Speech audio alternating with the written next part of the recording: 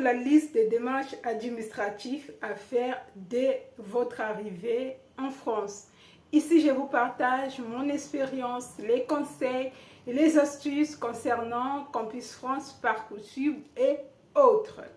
Alors, vous avez obtenu votre visa, vous avez pris l'avion pour venir fréquenter, vous êtes maintenant dans votre ville de résidence.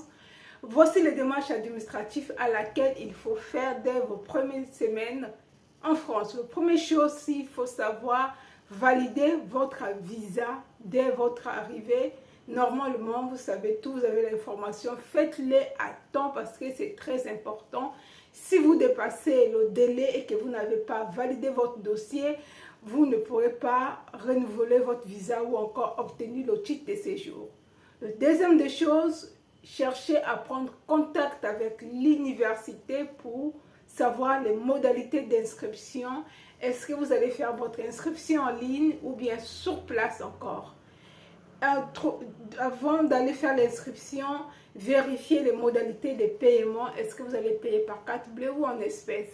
Si c'est en espèces, il faut se rendre à l'université. Ils vont vous donner un bordereau à laquelle vous allez déposer l'argent à la poste parce que normalement, ils ne prennent pas les espèces.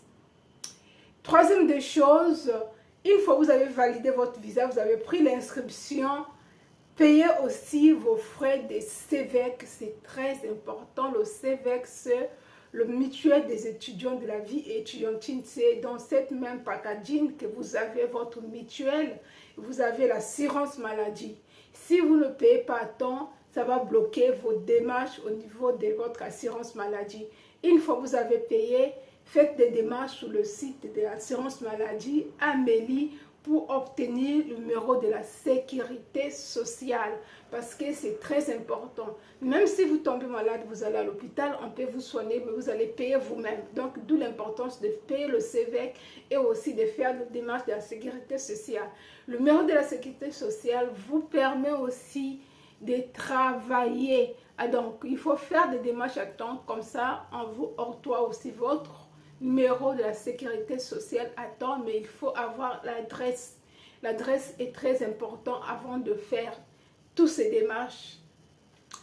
Après avoir fait le parti à sécurité sociale, la quatrième étape, c'est ouvrir un compte bancaire. Allez-y dans une banque avec votre attestation d'inscription, comme quand vous êtes étudiant. Pour ouvrir votre compte bancaire, il est très important. Une fois que vous avez ouvert votre compte bancaire, regardez si vous pouvez obtenir aussi l'assurance, donc la responsabilité civile qui est une assurance à laquelle vous avez droit en cas de pépin dans la route, en cas de vous avez bousculé quelqu'un, c'est cette assurance qui va intervenir. C'est très important, la responsabilité civile.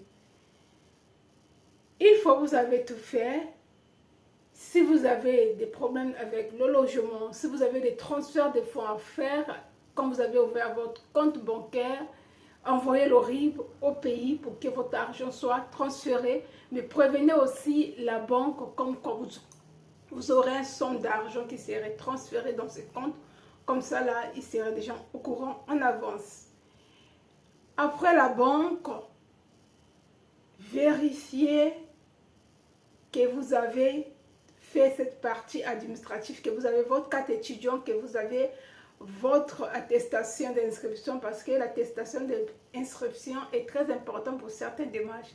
Maintenant, si vous allez chercher le loyer ici sur place, vous avez signé votre contrat de bail, gardez ce document avec vous soigneusement, c'est très important.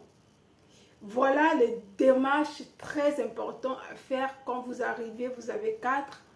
Validation de votre visa, prenez l'inscription, ouvrir, payer les frais de CEVEC, demander l'admission au niveau de la sécurité sociale pour qu'on vous donne votre numéro de la sécurité sociale parce que le CEVEC c'est accompagné avec la mutuelle étudiant.